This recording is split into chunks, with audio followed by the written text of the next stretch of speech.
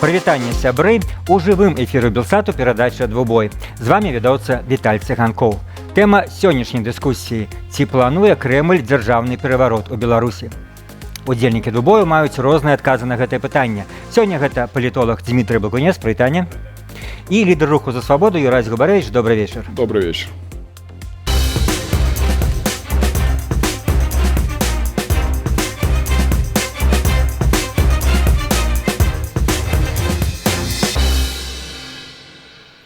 Ну что ж, давайте адразу обмениваться нашим меркаваннем. Дмитрий, вы в своих социальных сетках активно, ну скажем так, разгоняете тему того, что Россия рыхтуе некие варожыя дзеянні падчас выбарчай кампаніі, якая праходзіць зараз в Беларусі.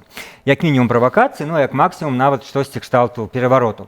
Ну і першае ж лагічнае пытанне, якое у меня до вас узнікла і да тых, хто гэтую тему падтрымлівае, для чего гэта Кремлю, навошта? Ну, во-первых, я бы хотел обратить внимание на то, как это все было подано. Это был вброс 23, по-моему, декабря, если я по датам не ошибаюсь, в понедельник, в день, когда Лукашенко якобы был зарегистрирован кандидатом, в одном из каналов, которые по разным оценкам имеют отношение к российским спецслужбам, СВР или какие-то иные службы, появился просто пост о том, что в Беларуси готовится госпереворот. После этого Захарова, проводя пресс-конференцию, начала говорить то же самое практически. Я думаю, что это какая-то спланированная операция. Более того, я заметил, что на одном из англоязычных ресурсов, которые есть в соцсети X, бывший Twitter, там появился целый вообще материал о том, что байденовцы за $380 миллионов перед уходом готовят в Беларуси госпереворот, какие-то там полки будет выходить через Литву, там, в Латвию, откуда-то там, в Беларусь. В общем, откровенный бред, и этот бред начал выбрасываться именно с российских СМИ, и они ссылаются, что вот даже США предупреждают граждан покинуть срочно Беларусь.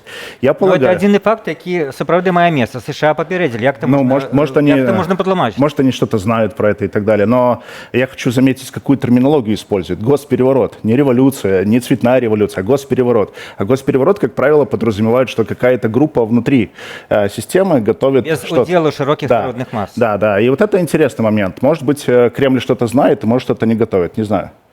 Юрай, вам все гэта, як здаецца, наколькі серьезно этого можно ставиться, ці все гэта уже было и не раз в нашей истории? Ну, Дмитрий озвучил это слово «видовочный бред». То, что чутки вкидываются, ну, такая праца пропаганды, и тут есть переследование пэўных мэтаў, а для не абавязкова тых, про якія наўпрост гаворыцца.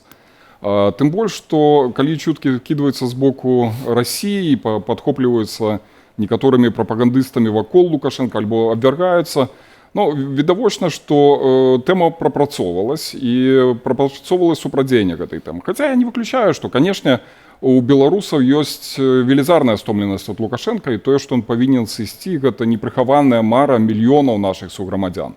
Ён сам звяртаецца рэгулярна да гэтай тэмы, літаральна сёння ён сказаў, што ось, трэба ўжо мяняць пакаленне, трэба...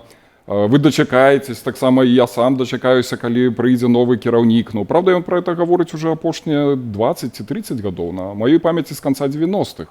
Але нікуды не збіраецца сыходзіць. Тое ж самае тычыцца ягонае атачэнне, калі мы гаворым пра дзяржпераварот, сілавікоў. Ці бачыць яны нейкую іншую фігуру на месцы Лукашенка? Наўрад ці. І тая ж самая ситуация с Кремлем. Ну, а вот терпяць десяткі гадоў, але нічога не робяць, каб яго памяняць. Вы сказали, что переследуюць нейкія мэты. Можа, коротко, вось ваша версія. Для чего все это з'явілася ў расійскай прэсе, в расійскай тэлеграм-каналах? І сёння нават, скажу больш дакладна, Расійская акадэмія навук заявила пра планы захаду расчытаць сітуацыю ў Беларусі, стварэнне ўзброеных фармаванняў з беларускіх мігрантаў і так далей. І яны это нагнетаюць для чаго? Ну, мэтаў некалькі. Калі казаць пра Расію, то першая, якая тут відавочная, гэта каб націснуць на Лукашенка ў дастаткова уязвімы для яго перыяд. Ну, выбарчая кампанія так ці інакш, это нагнятанне атмасферы страху не толькі ў асяродку беларускага грамадства, але і ў асяродку самога Лукашэнкі. А раптам штосьці здарыцца, будзе паўтор 2020 года, яны прадпрымаюць меры, рыхтуюцца і дзеянні робяць, это сведчыць пра іх страхі. І, канешне, тут Расія можа скарыстацца, чакаючы абратную рэакцыю, якая ўжо была. Зварот Лукашенка да Кремля, а калі што раптам, ці вы дапаможаце мне з Росгвардыяй ці некім іншым чынам, калі ўжо няма спадзявання на сваіх сілавікоў, ну, буду звяртацца да вас. По-моему, яны самі сказалі, што мы дапаможам, Лукашенко про это не прасіў. Да. Ну, відавочна, што эта тэма могла быць часткай тых перамоў, якія адбываюцца ледзь не ў штодзённым рэжыме паміж Лукашенко і Пуцінам. Это такі публічны адказ, што мы гатовы пайсціце насустрач, Але адпаведна у нас ёсць свае інтарэсы, і мы чакаем нейкіх крокаў ад цябе.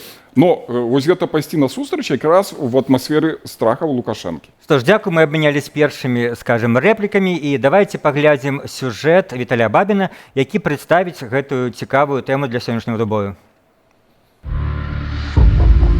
Апазіцыя рыхтуе дзяржаўны пераварот у Беларусі падчас правядзення прэзідэнцкіх выбараў. Такую інфармацыю ў расійскіх медыях агучыў расійскі капітан першага рангу ў адстаўцы Васілій Дандыкін. Фактычна адразу пасля з'яўлення заявы дзяржаўнага дэпартаменту ЗША, што заклікаў сваіх грамадзянаў неадкладна пакінуць нашу краіну.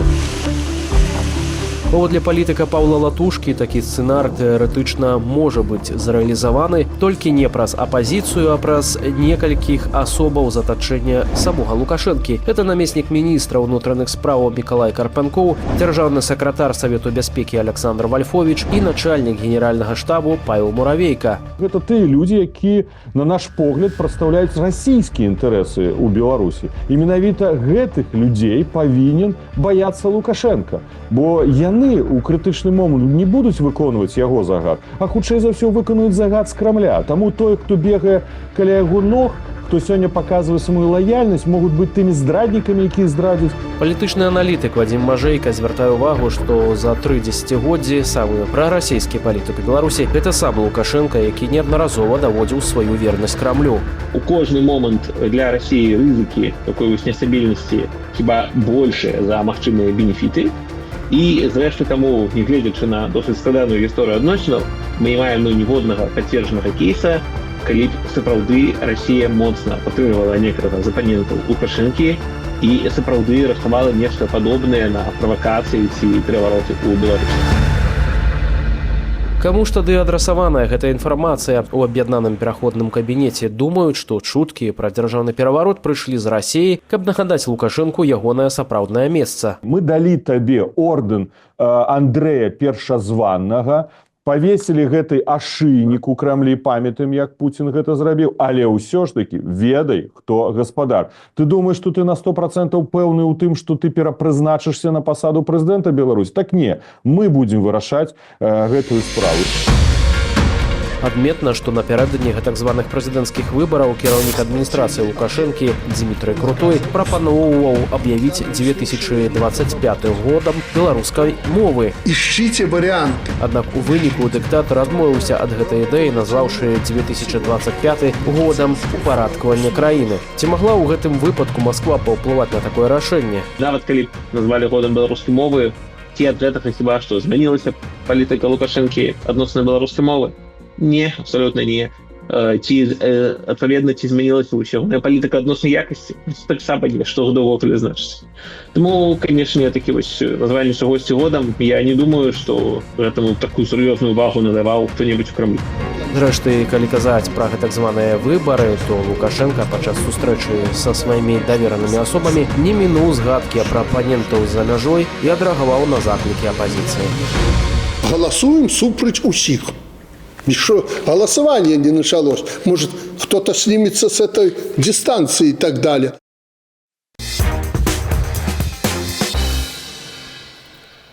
Ну што ж, мы паглядзелі розныя меркаванні, як бачым, што сур'ёзныя палітыкі, такія як Павел Латушка, ставяцца даволі сур'ёзна, істотна да гэтых заяў, папярэджанняў. Якая, па-вашаму, задача ў Расіі, пытаўся я у Юрася, зараз Дмітрий вас, яны ці рэальна чымсьці іх Лукашенко не здавальняе, залежнасці ад вашего адказу, я далей буду вас пытаць, ці проста яны хочуць его падзёргаць, панервіраваць, аслабіць его пазіцыі, каб, скажем так, наблізіць гэты павадок, зменшыць гэты поводок, на яким он находится от Кремля? Я думаю, что те договоренности, которые были в 2020 году, Лукашенко не выполнил. Он должен был уйти на пенсию. Он для себя придумал пост, получил награды все, там много всего получил, но в конечный момент хочу обратить внимание, когда он сказал, что выборы будут в Казани, когда прилетел, и более того, разыграли комедию, что Александр Григорьевич ничего не знал, депутаты сами собрались. Я думаю, что Кремль таким образом решил его подергать за усы, показать его место. Они публично пока его никак, глобально на уровне первых лиц не поддержали, кроме Пескова, каких-то заявлений. Но они ничего другого не могут сделать, конечно, они его будут поддерживать. В какой-то момент они его могут поддержать даже после выборов, признать его все эти подписи, которые за него поставили, официальные данные, но... Даю легкий прогноз, Путин будет один из первых, кто повиншует. Да, но я полагаю, что в этой ситуации Лукашенко окажется еще более зажатым, чем сейчас. Это раз. Чему? Ну, потому что Кремлю выгодно его в объятия интеграционные втянуть. А вторая история, я хочу обратить внимание, что все последние выборы избирательной кампании, они в Беларуси без каких-то глобальных потрясений не происходили.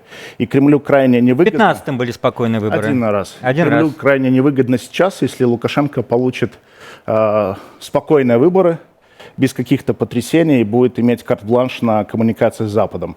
Поэтому я не исключаю, что вот эти вбросы про госпереворот и прочее, это может быть подготовка к какому-то кровавому сценарию в Беларуси, что может привести еще к большим санкциям и удушению Лукашенко. Ну вот страшно гучыць, але ну давайте уж калі вы сказали, а что конкретно могут зрабіць акрамя этих заяваў, что значит кровавый угодно. сценар, Всё, что некий угодно. теракт, некий И такое тоже возможно. Вот смотрите. некие боевики, которые выйдут там, что робить. Вот Зеленский, то, что он сказал, очень, мне кажется, важную историю, хотя спустя 3 года сказал, Лукашенко просил его атаковать Мозырский НПЗ. Я уверен, что это было абсолютно так, потому что Лукашенко хотел спровоцировать Украину, чтобы она ударила по НПЗ, и тогда бы он сказал, смотрите, вот, видите, Вот агрессор. Военное положение сразу же, мобилизация и прочее. И такое может быть. И может быть история, что, вот смотрите, Захарова говорит, это будет делать Украина. То есть, может быть, какая-то диверсионная группа в Беларусь войдет, что-то сотворят. Тут надо смотреть. Это очень такой сложный, мне кажется, месяц, и надо быть готовым к любому развитию событий, и главное, не участвовать в этом цирке. Угу. Што ж, дзякуй, Юраць, ваше меркаванне, вось гэтыя мэты Расіі, яны, з аднаго боку, можа быць, гучыць пераканаўча для некаторых, але з іншага боку, ну, навошта ім мяняць самага адданага ім, самого прарасійскага палітыка Беларусі, который даказаў, як ён стратэгічна ім важны, і навошта нават чыніць яму нейкія перашкоды, бо раптам это можа скончыцца, ну, нечым непрыемным, і Расія атрымае хаос, который ім не патрэбны, замест стабільнай падтрымкі яе інтарэсаў з боку Лукашэнкі. Ну, падтрымка, трэба прызнаць, напэўна, недастатковая, яны хацелі большага, і таму ось это элементы ціску прысутнічаюць. Але я бы скептычна паставіўся, што да, скажем, такой пазіцыі, што ў Расіі ёсць крыўды за невыкананыя абяцанні 2020 году, бо вельмі шмат змянілася з таго часу, і у тых пытаннях уже давно перагорнутая сторонка. Падзеі лютага 22-го – это абсолютно новая ситуация и новые адносіны з чистого аркуша. Тому, конечно, для России невыгодно зараз, вот, асабліва у той ситуации вядзення войны супраць Украины, ствараць чарговую кропку напружання. А Беларусь – это патэнцыйная кропка напружання при любых зменах. Недарма Лукашенко па-ранейшаму трымае ў абцугах беларускае грамадства праз рэпрэсіі, і вось гэтыя штодзённыя пасадкі сведчаць, што старонка тут у адносінах з беларусамі якраз такі не перагорнутая. Рэпрэсіі працягваюцца, і ёсць атмасфера страха з боку самого Александра Лукашенко. Для России мець нейкія непрадказальныя сцэнары. Ну і яшчэ адзін момант хацеў бы звярнуць увагу, што Расія ніколі практычна не дзейнічала і не дзейнічае такімі метадамі. Так, яна кожны раз спрабуе ўмяшацца ў выбары там, дзе ёсць такі шанец, але праз фінансавыя ўліванні патрэбным кандыдатам, праз інфармацыйную прапагандысцкую вайну, спадзяючыся на тое, што гэта паўплывае на вынікі рэальных выбараў. Але праводзіць дзяржперавароты, ну, хіба што тут можна прыгадаць толькі на такого кшталту ўмяшальніцтвы на тых тэрыторыях, якія пазней былі анексаваныя у Грузіі ў свой час, Украіны. Але ну, хіба што это не пытанне Беларусі, бо тут няма сепаратызма, няма магчымасці рабіць ставку на нейкія асобныя групы, якія б адхоплівалі тэрыторыі. Давайте паслухаем яшчэ адно меркаванне. Вядомага палітолага, вось ён разважае пра тое, на каго ў першую чаргу можа быць разлічана гэта інфармацыя, якая ідзе з расійскіх тэлеграм-каналаў да іншых крыніцаў. Гэта каментуе дырэктар Інстытуту палітычных даследаванняў палітычная сфера Андрэй Казакевіч. Тут асноўны адресат нават не беларуская аўдыторыя, але расійская аўдыторыя, каб зноў жа там чарговы раз паказаць, што каварны захад там рыхтуе нейкія падкопы супраць вот сяброўскую краіну, і Ну вот знову ж додатково неяк так кансалідаваць прыхільнікаў канфронтацыі з захадам. Не той, каб гэта, напэўна, неяк істотна паўплывала на гэту аўдыторыю, ну але як такі адзін з укідаў сярод там, не ведаю, дзесяткаў, сотняў іншых, які проста мусіць рабіць сваю справу.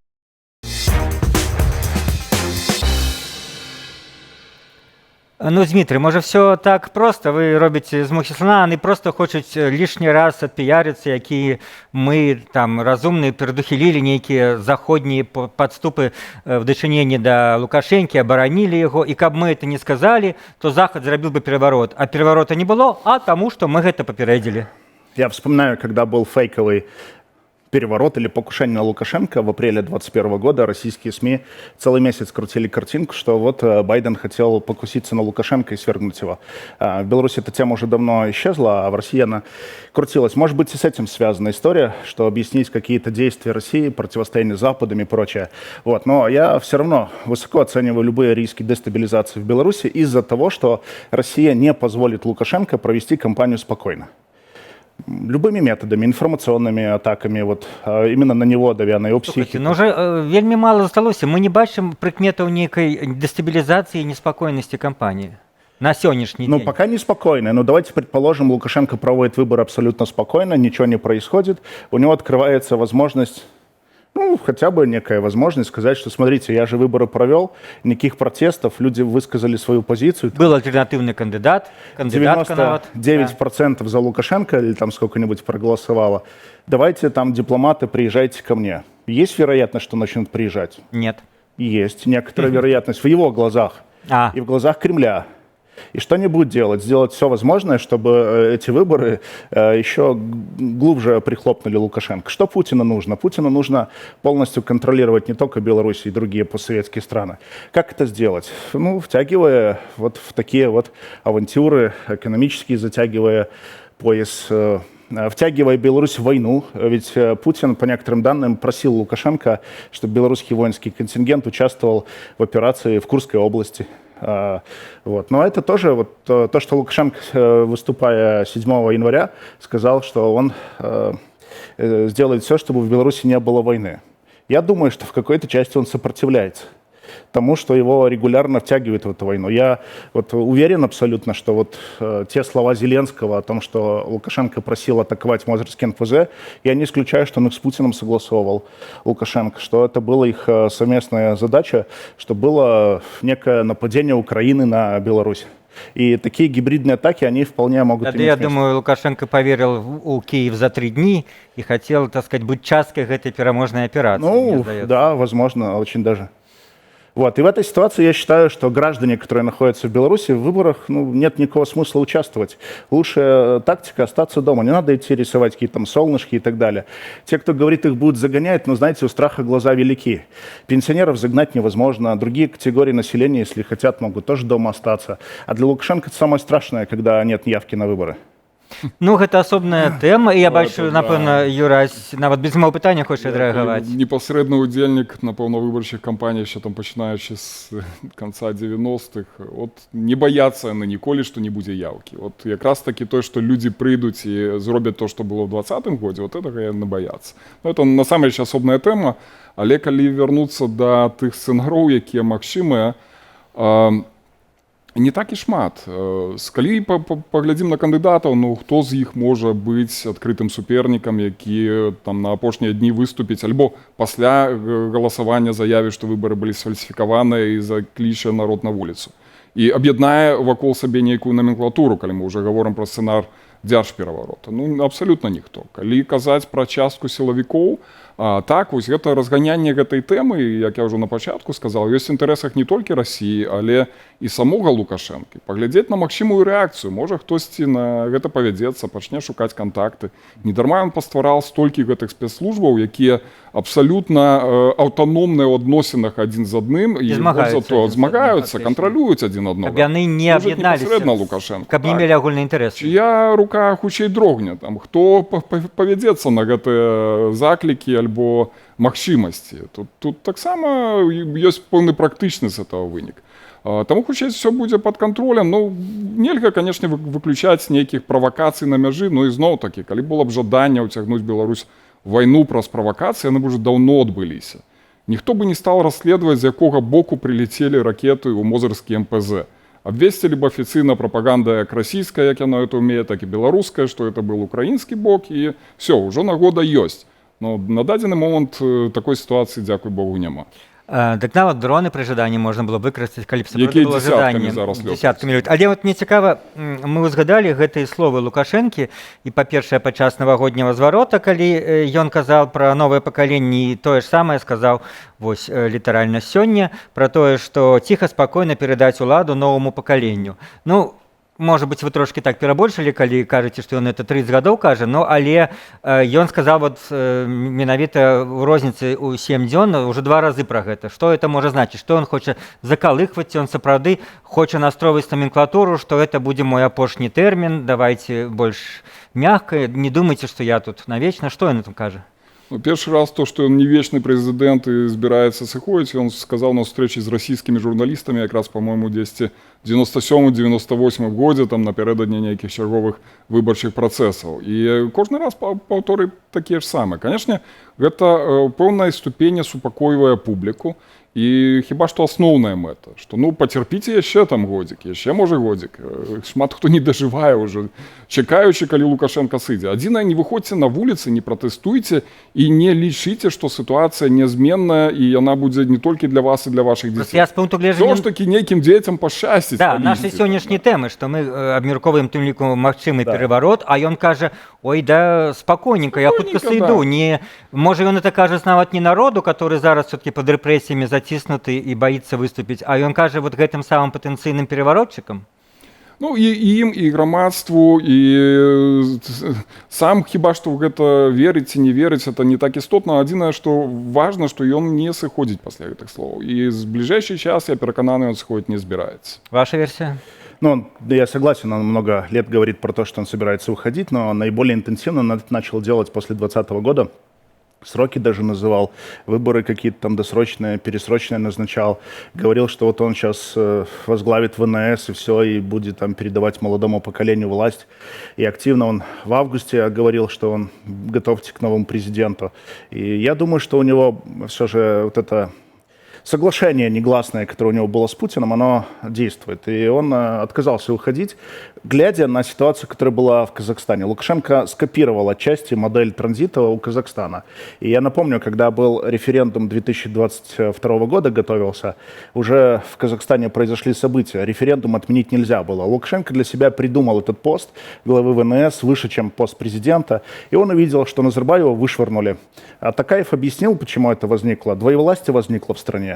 А Лукашенко, как он ушел на главу ВНС, он же не останется без удела. Он же будет рулить. Дмитрий, вы кажете, что... И в этой ситуации Лукашенко сейчас, я полагаю, что он, конечно, понимает, что если он покинет свой пост, с ним расправятся, его выгонят, его арестуют, семью будут давить. Поэтому он оставался без выбора, он остался в ситуации, когда он вынужденно пошел на эту историю. Я хочу сказать, что вы кажете, что все-таки он, скажем, не выполнил свое обещание Путину, да. И что? Путин такие, ну ладно, ничего страшного. Что Путин с ним может сделать? Значит, один вариант. Не может ничего сделать. Физически ликвидировать. Тут допомога, тут экономичная допомога, да. Тут все, что завгодно. Может, хотя бы, неяк свое незадоволение проявлял бы, мы это бачили бы в неких политичных и экономичных деяниях. Мы ничего не бачили. Нет, как, смотрите, первое, что может Путин с ним сделать? Убить, физически ликвидировать. Это первый вариант. Как он может и не может? Смотрите, Лукашенко говорит, а что ты мне сделаешь? Я на своей территории. Пожалуйста, регистрируйся или там кого-нибудь регистрируй. А как? Никак. Нет вариантов. Первое, значит, ликвидировать физически как-то, да, исчезать, арестовать. Или что делать? Или дальше находить какие-то иные варианты давления. Экономически Лукашенко на сегодняшний день, насколько видно это публично, не получил никаких финансовых вариантов подпитки под выбор от Российской Федерации. Денег, никакого нового кредита не выдано, ничего нету. 60% белорусского экспорта в Россию идет. Под 80, это все купляет. Под 80. 80 с уликом да, там логистики, а непосредственно 60. Ему деньги нужны. Я не исключаю, что его поездка в Китай, которую он анонсировал на 3 дня, связана с тем, чтобы там перекредитоваться. получить кредиты у Си Цзиньпиня. Есть данные, что вот последние были визиты китайских руководителей в Беларусь, это был август-сентябрь, там глава правительства приезжал, они спрашивали Лукашенко, кто будет вместо вас. Он говорит, подождите, дождитесь. Китай, я уверен, хотел бы его ухода. Он создал кучу проблем для Китая на границе с компаниями. То есть, смотрите, Китай же тоже долгосрочную смотрит историю. Какие позитивные сегодня есть варианты работы Китая в Беларуси? Никаких. Под санкциями страна, компании, предприятия. Поэтому минусы все. И Лукашенко, видимо, едет к Си Цзиньпиню договариваться о поддержке. Ну, Кітай, напевно, хоче, каб сапраўды не было санкцый, каб Беларусь была добрым мостом для китайских товаров на захад, але для чего Китаю, ну, скажем, быть незадоволенным Лукашенком, коли он будет это робить? Какая ему разница, кто будет на месте? Китай, я думаю, что в этой ситуации не будет играть против Беларуси в плане против каких-то коммуникаций с Кремлем, потому что Китай все-таки рассматривает Беларусь как зону интересов Кремля в этом плане. Добре, давайте паслухаем еще одно меркаванне, якраз вот про эту нашу стратегічную тэму, наколькі імавернае зрынанне рэжыму Лукашэнкі. Справа тым, што пра гэта гаворыць не толькі там нейкі расійскі тэлеграм-каналы, але вось часопіс «Палітыка», заходні часопіс включил гэты сцэнар у спіс так званых чорных лебедзяў, непрадказальных і малаверагодных падзеяў, які могуць адбыцца ў 25-м годзе. Сцэнар адыходу Лукашэнкі в той ці іншай форме. Вось што думае пра гэта Валер Карбалевіч, аглядальнік радыё «Свабода». Калі глядзець на тое, што сёння адбываецца на фронте войны России супраць Украины, то яна ідзе на карысць России. Российские войски наступаюць, захопліваюць усё новыя тэрыторыі і казаць пра некую паразу России ў гэтай вайне не выпадае. А менавіта на гэтым будуецца ўся канцэпцыя. Россия прайграе вайну, путінскі рэжым аслабне, ну і тады по прынцыпу даміно аслабне і рэжым Лукашэнкі з усімі магчымымі наступствамі, негатыўнымі для яго.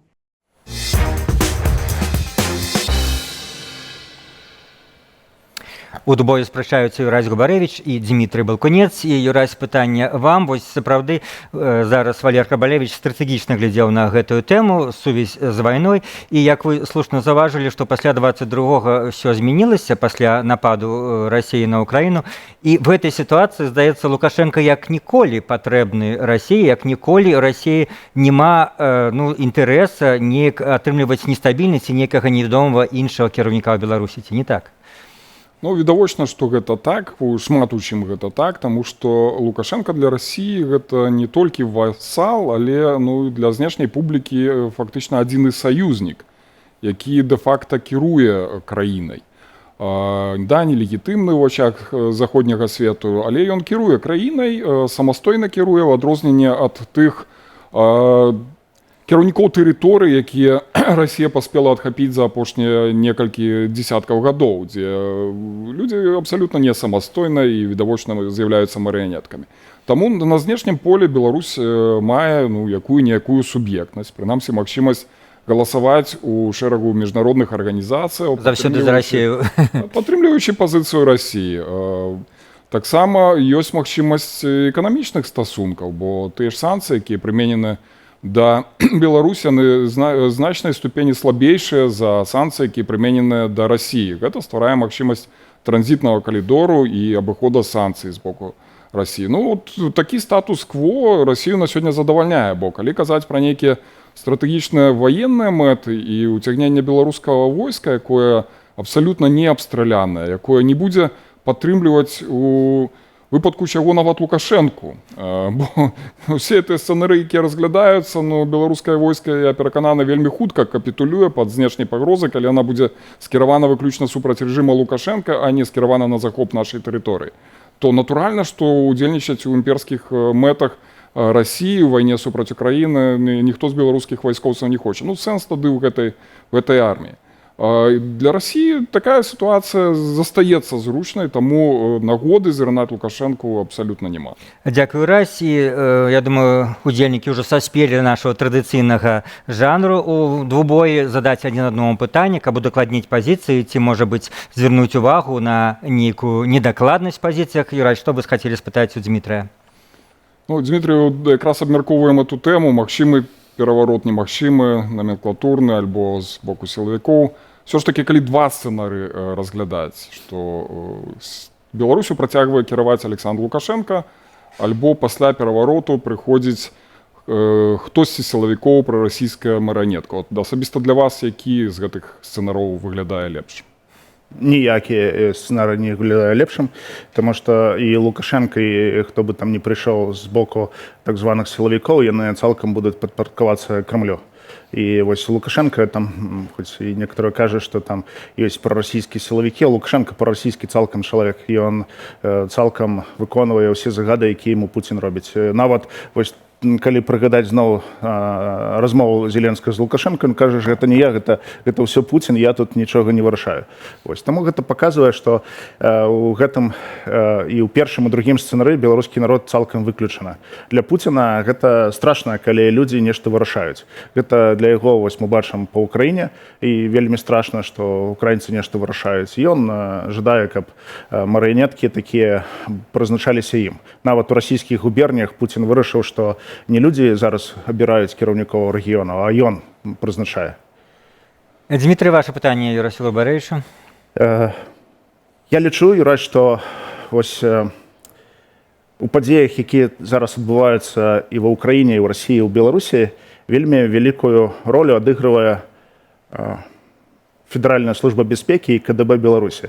І зараз я і група людзей мы запусцілі такі зварот. Мы атрымалі ўжо некалькі подпісаў ад нобелевскіх лаўрэатаў. Людзі падпісваюцца з тым, каб ФСБ Расіі і КДБ Беларусі былі прызнаныя з боку вядучых краін свету і на міжнародным узроўні як тэрарыстычныя арганізацыі. Ці згодны вы з такім падыходам? Так, абсолютно згодны. Я б яшчэ пашырыў гэты спіс, што тычыцца Беларусі, то практычна все сілавыя ведомствы, якія ўдзельнічалі ў рэпрэсіях супраць беларускіх грамадзян, павінны быць прызнаныя тэрарыстычнымі арганізацыямі. Это, дарэчы, та пазіцыя, з якой выступаў Павел Латушка.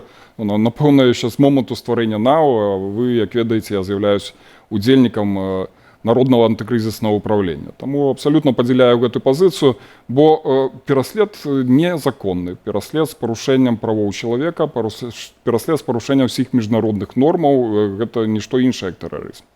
Еще одна цікавая тэма, я хотел бы закрануць. Вось калі разважаюць людзі пра магчымасць нейкіх зменаў, пераваротаў, менавіта ў гэтым сэнсе номенклатурных, то кажуць, а хто можа замяніць Лукашенко, там все такія шэрыя асобы. І тут, чуючы гэта, я адразу вспоминаю Путина. Уж на што был шэренькі, уж на што был непрыкметны маленькі чыноўнік ва ўсіх сэнсах, які насіў там чемоданчик Собчаку, яркаму мэру Санкт-Петербурга, а стал вось якім там чалавекам свету, там самым галоўным дыктатарам свеце, якога там цытуюць, якога там Расія на 70% ім захапляецца. Так вось, ці лічыце вы, што это ўвогуле мае значэнне, і в нейкі момант, любы умоўны Карпенкоў запросто, калі там на гэта Расія паставіць і так абставіны складуцца, можа замяніць Лукашенко і утрымае ўладу? Ну да, я думаю, что в системе можно найти любого человека, кто в нынешней ситуации может стать сменщиком Лукашенко. Вот он там указывал на Качанова, уже списал ее, там и других людей показывал пальцем, играл в такой Чалы указывал на Крутого. Да. Но в этом плане как бы вопрос же не только поставить, вопрос, чтобы человек имел некую поддержку в обществе, доверие какое-то, прошел через как все-таки... А хіба ім трэба, калі будзе номенклатурны пераварот, калі это будзе один диктатор другого зменіць? Хіба іх цікавіць меркаванне грамадства? Да нет смысла менять, вот в чем проблема. Им же нужен человек лояльный, который поможет Путину Беларусь по максимуму закрутить в политические объятия. Там же до сих пор этот договор 99 года, он не реализован. Там же предполагает союзный парламент, совмин, валюта огульная, валюта и прочее. А Путин, видно, что хочет восстановить Советский Союз, Советскую империю, хочет поделить мир на части, линии протянуть красные по Европе, как это он делал, железный забор поставить, вот что он хочет. А Беларусь для него это очень лакомый кусок, который он никак не может отпустить. И Украина, мы видим, как Путин старается там максимально удерживать власть. Он до сих пор уверен, что если люди там говорят на русском или там фильмы какие-то смотрят, то не российские граждане. Это у человека абсолютно советский подход к действительности. Юрась, это вельмі вот мне здаецца важнае пытанне для аналізу, ці разваліцца сістэма лукашызма пасля нейкай форме сыходу Лукашэнкі, ці ён можа аднавіцца проста з іншым прозвішчам?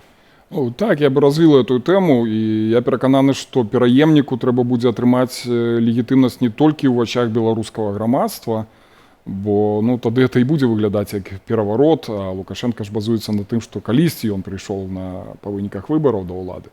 Але утрымаць уладу ў канкурэнцыі паміж такімі ж разрозненымі групіроўкамі. Калі это прадстаўнік аднаго з кланаў сілавікоў, не факт, што іншыя кланы яго прымуць. Это якраз вынік будзе той сістэмы, якую дзесяткамі гадоў выбудоўваў Лукашенко, што няма сярод вас галоўных, галоўны я тут адзін, все астатнія вы падначаленыя, вы ў нейкай ступені роўныя і вы ў нейкай ступені канкурэнты. Таму пытанне, чаму вось гэты чалавек з КДБ, МВД ці з войска становіцца галоўным. Это кланавая вайна. І больш за тое, ці захочуць самі гэтыя людзі пайсці пад пэўныя гаранты Расіі у дадзеную крытычную сітуацыю. Бо ўсе памятаюць гаранты Расіі таму Шасаду і ну, тыя, хто зараз прыйшоў да ўлады ў Сірыі, пасмейваюцца з тых гарантый. Беларускія сілавікі таксама разумеюць, што Расія для іх гэта не варыянт спакойнага існавання, это варыянт поўнага падпарадкавання і пасля фіналам быць выкінутым увогуле з сістэмы, з магчымасці на нешта ўплываць. Это вынік тых пераваротаў, якія адбываліся на акупаваных тэрыторыях, той жа Грузіі, альбо в Крыму, альбо на Данеччыне. Так, нейкага лідара могуць падтрымаць на лічаныя месяцы, альбо максимум годы. Пасля ён узрываецца чамусьці ў сваёй машыне. Ці хочуць яны этого? І ў гэтым сэнсе, наколькі, па-вашаму, коротка ўжо, што все-таки Лукашенко будзе рабіць стаўку на чалавека з прозвішчам Лукашенко? На сябе самога ён заўсёды рабіў і будзе. Не, на сваіх дзяцей я маю на ўвазе.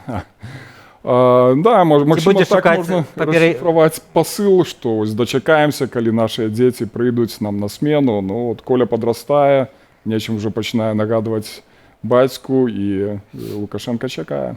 Ваша версия? Ну, я думаю, что Лукашенко пока будет жив, он будет оставаться у власти. Он уже, понятно, никому власть не будет отдавать. Вот. Но нават детям своим не доверяя, по-моему. Ну, Витя, правда, хотел много раз уйти, уехать. А Коля, я думаю, что не сильно хочет играть в эту историю. Он все-таки с детства самого сидит вот в этом во всем маленьком царстве. Я думаю, что не очень доволен этим. Потому что это на самом деле тяжелая история, когда человек 30 лет живет в клетке золотой и как бы оторван от мира, ездит на этом кортеже. Он же не свободный, Лукашенко, в своих действиях. Посмотрите на бывших президентов Америки. Они спокойно могут поехать куда-нибудь там, пообщаться и так далее. Вот Картер прожил спокойно 40 с хвостиком лет. Абсолютно счастливый человек был. А Лукашенко что? Живет в своем каком-то мирке, везде какие-то заговоры у него плетут все кто-то хочет его там оторвать, напасть. И я хотел просто добавить, что в завершении этого всего цикла, когда там 26 января, лучше всего остаться дома. А в Варшаве вот мы с ребятами хотим сделать выборы на улице, поставить маленький пикет, где любой может проголосовать. У нас 2 кандидата есть, один шпиц-умка, а второй таракан. Что ж, дякую. Про гэта можна сачыць у сацыяльных сетках Дмітрия Балкунца. І у нас традыцыйна ёсць секунд по 30 подвесці вынікі нашай дыскусіі, может быть, сказаць то, што не паспелі сказаць за 40 хвілін. Юрась? Я перакананы, што на гэтых выбарах наўрад ці адбудзецца нешта экстраардынарнае, тым больш можа адбудзецца, но наўрад ці оно рыхтуецца. Але нам самім трэба быць гатовы да любых сцэнароў. І раскол элітаў – гэта частка сцэнара змены ўлады Беларусі. Але мы павінны быць галоўнымі гульцамі і мець магчымасць уплываць на это. Я кажу і пра дэмакратычныя сілы, і пра заходнія краіны.